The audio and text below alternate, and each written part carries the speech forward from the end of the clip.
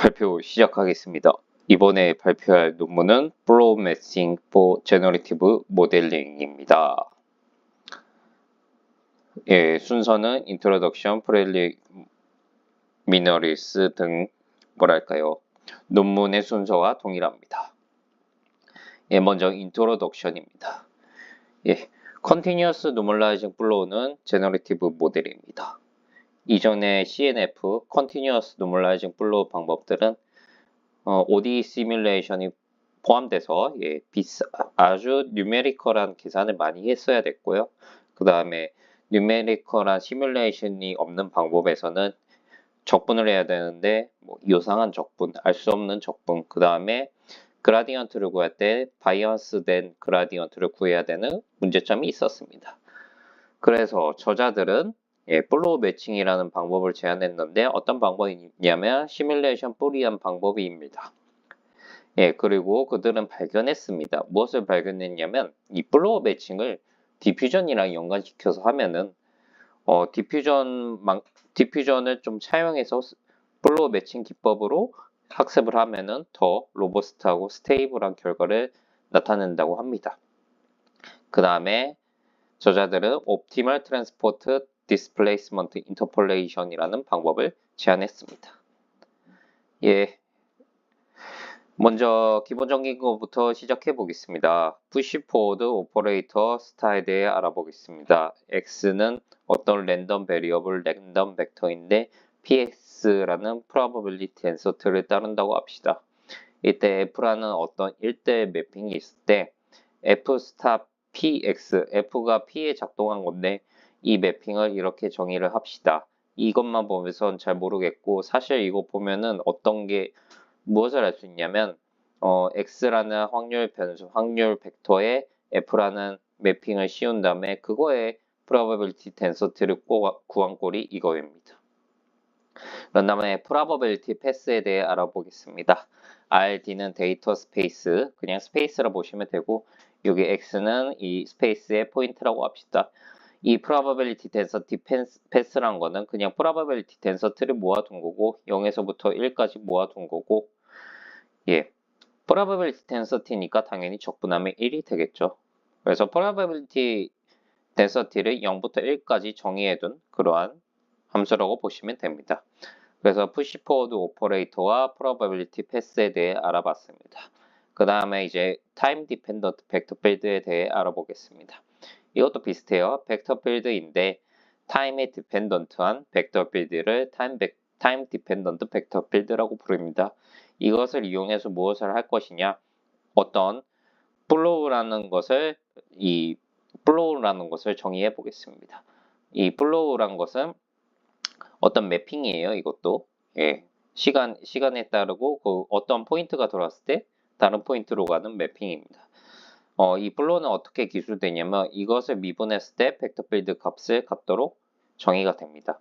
그리고 초기 조건이 πjx가 x인 미분 방정식을 만족하도록 하는 파이t를 vt가 생성한 플로우라고 정의를 합니다. 그래서 이 미분 방정식을 적분으로 바꾸면 요거죠. 그래서 파이0 x가 주어졌을 때 이것을 적분하기만 하면 t 시점에 어떤 변화가 있었는지 알 수 있다는 거죠. 여기서 x에 들어갈 거는 t가 0 시점에서의 랜덤 베리어블을 의미합니다.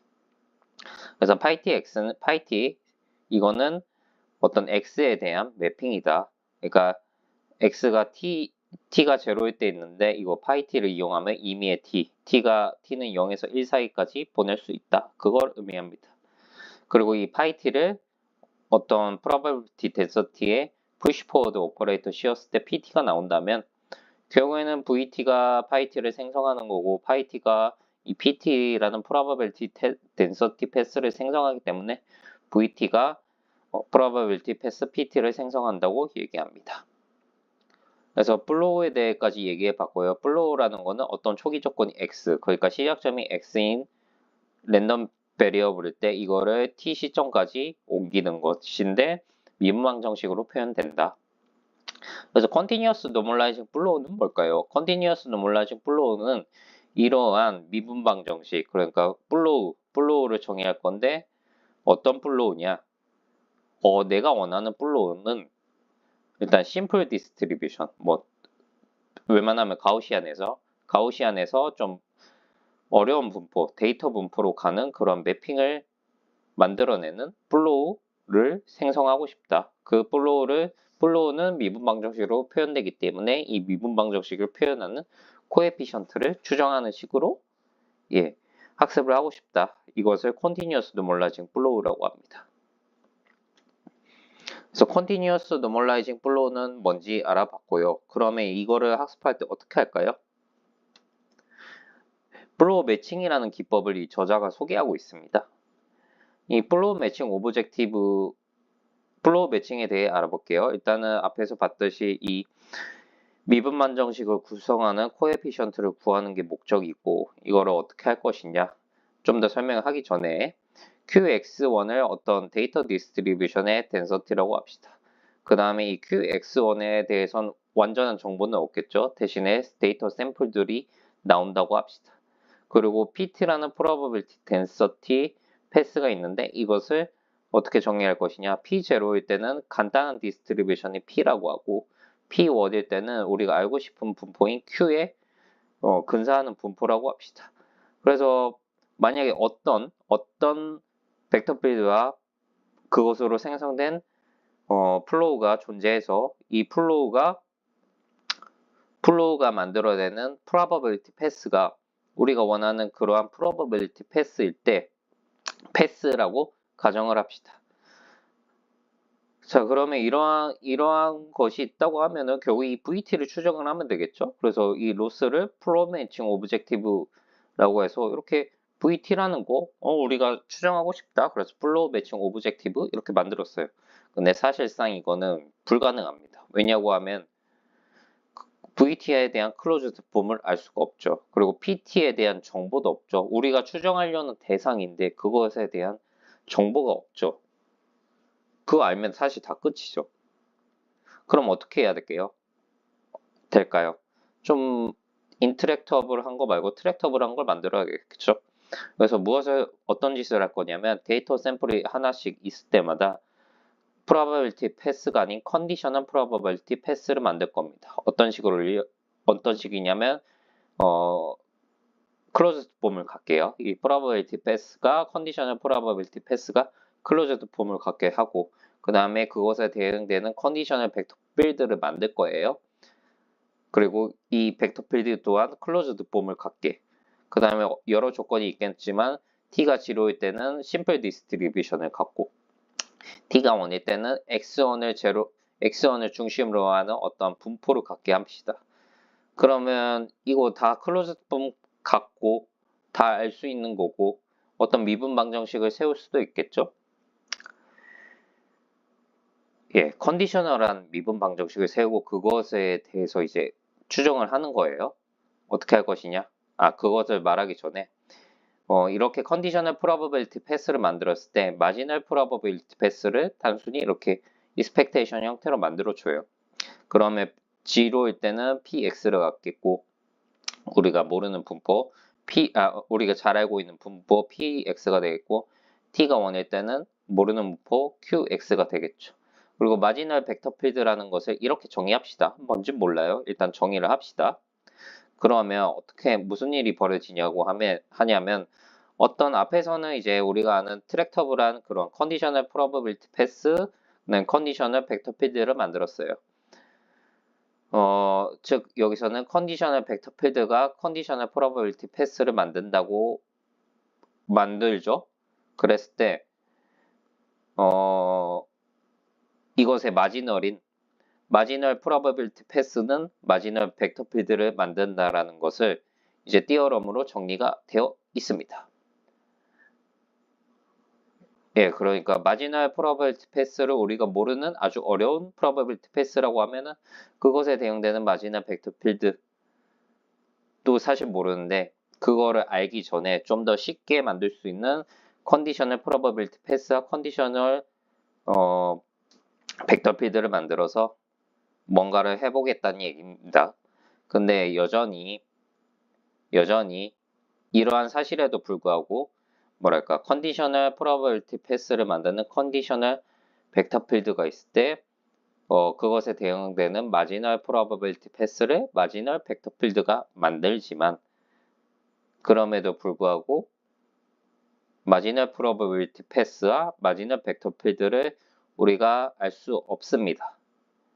대신에 저자는 컨디셔널 플로우 매칭이 오브젝티브라는 걸 만들었어요. 이걸로 뭘 할 거냐? 예, 스토리를 좀 살펴보면 플로우 매칭 오브젝티브라는 것이 있는데 이건 인터랙터블 하니까 모르니까 쓸모가 없었어. 근데 컨디셔널 플로우 매칭 오브젝티브라는 것을 만들었습니다. 어떤 사실이 있냐면 이 플로우 매칭을 미분한 거와 플로우 매칭 오브젝티브를 미분한 거와 컨디셔널 플로우 매칭 오브젝트를 미분한 것이 동일하다는 얘기예요. 이 말은 무엇이냐?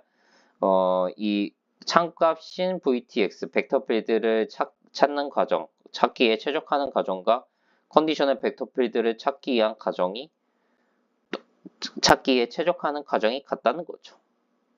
만약에 컨디셔널 프로버빌티 패스와 컨디셔널 벡터 필드를 만든다면 우리는 어떤 컨디셔널 벡터 필드를 추정하는 그러한 뉴럴 네트워크를 만들 수가 있다는 얘기예요. 그래서 컨디셔널 플로우 매칭 여기까지 중요한 포인트 무엇이냐? 벡터 필드를 추정하고 싶은데 그것의 그라운드 트루스를 알 수 없어서 컨디셔널 플로우 매칭 컨디셔널 벡터 필드를 만들었고 그 컨디셔널 벡터 필드를 추정을 하는 것은 결국에는 확률적으로 벡터 필드를 추정하는 것과 동일하다는 것을 보여줍니다. 그리고 여기서 논문에서는 포인트를 언급을 하고 있는데 사실 뭐랄까 컨디셔널 플로우 매칭 이 방법 자체는 사실 일반적인 컨디셔널 프로버빌티 패스 가우시안이 아닌 거에도 사용될 수 있지만 저자는 그렇게 하고 있진 않아요. 가우시안만 제시하고 있습니다. 그래서 컨디셔널 프로버빌티 패스와 벡터 필드에 대해 알아보겠습니다. 예시를 알아볼게요. 일단 가우시안 컨디셔널 패스에 대해 알아보겠습니다. 예, 저자들은 이 결국에는 컨디셔널 프로버빌티 패스와 벡터 필드를 어떻게 만드는지 제안을 하고 있는데 가우시안인 경우에만 제안을 하고 있습니다. 예, 그래서 PTX by X1은 어떤 가우시안 분포, 가우시안이니까 평균과 시그마만 알면 되겠다. 그래서 0점일 때는 아주 간단한 가우시안 분포, 그 다음에 1일 때는 이 주어진 X1을 중심으로 하는 어떤 디렉 델타와 비슷한 가우시안 분포로 잡겠습니다. 그 다음에 컨디셔널 플로우를 이렇게 잡을 거예요. 논문이랑 좀 다른데 이해하실 거예요. 이렇게 잡을 수가 있어요. 이거를 하면 지금 X가 지금 랜덤 베리어블이니까 여기 이 가우시안 랜덤 베리어블이니까 이 과정을 통하면 결국에는 이 프로버빌티 패스를 따르게 될 거예요. 이거는 계산을 해보면 되겠고 그 다음에 이거에 대해서 이 컨디셔널 플로우를 이렇게 제작을 했으면 이거에 대응되는 컨디셔널 벡터 필드도 이 컨디셔널 플로우를 요 식에 집어넣으면 구할 수가 있습니다. 예, 그래서 결국에는 컨디셔널 프로버빌티 패스를 가우시안으로 잡는다면 그것에 대한 클로즈 폼을 이런 식으로 잘 구할 수 있다. 이것을 보여주고 있어요. 예, 대표적으로 가우시안 컨디셔널 패스 뭐가 있을까요? 디퓨전인데요. 디퓨전도 이제 사실 이 플로우 매칭의 일종이에요. 플로우 매칭과 사실 디퓨전 같은 경우에는 가우시안인 경우는 동일하죠. 그 이유를 살펴볼게요. 예, 가우시안 디퓨전 모델이 있어요. 디퓨전은 SD로 설계되어 있고 이런 형태를 갖게 되고 결국에는 축이 반대인데 t가 0일 때 데이터 디스트리뷰션이고 x0가 주어질 때마다 평균과 시그마가 정해지는 그런 구조를 가집니다. 이거와 확률적으로 동일한 게 probability flow OD이고요. 이 probability flow OD는 이렇게 probability flow OD를 바꿔서 쓰면 이런 식으로 쓸 수가 있겠죠. 그렇죠? 그 다음에 이것 자체를 지금 이 probability 블록 OD를 구성하는 코에피션트를 하나로 뭉뚱그려서 쓰면 이런 식으로 쓸 수 있겠고, 축을 바꿔주기 위해서 이러한 체인룰을 사용하면 이 식이 나오는데, 사실 이거는 컨티뉴어스 노멀라이징 플로우에서 하는 것과 동일한 거죠. 예. 그래서 디퓨전에 있는 거를 결국에는 플로우 매칭으로 학습을 할 수 있다 라는 거를 얘기를 하고 있었고, 사실 반대도 될 거예요. 지금 가우시안이면 플로우 매칭으로 한 것도 디퓨전 모델에서 학습을 할 수 있다. 여기서 약간 비판점이 무엇이냐, 굳이 이럴 거면 이 논문을 왜 냈냐, 그냥 디퓨전의 한 종류로서 설명을 하면 되는데, 약간 그런 의문이 있습니다. 약간 눈속임을 하는 것 같아요, 제 생각에는. 그런 다음에 디퓨전 얘기를 했었고, 이 논문에서 실제로 제시하는 방법은 옵티멀 트랜스포트 컨디셔널 VF 벡터 필드입니다. 그래서 이러한 노멀라이징 플로우 문제가 있을 때 컨디셔널 플로우는 이런 식으로 컨디셔널 플로우, 컨디셔널 프로바빌리티 패스, 컨디셔널 벡터 필드가 있을 때 가우시안이라고 설정을 하면 사실 민과 베리언스만 알면은 모든 게 끝나요. 그래서 민과 베리언스만 일단 설정해 놓으면 되는 건데, 베리언스에 관한 스탠다드 데비에이션을 이렇게 잡고 민을 이렇게 잡으면 타겟 벡터 필드는 이렇게 만들 수 있고, 이거에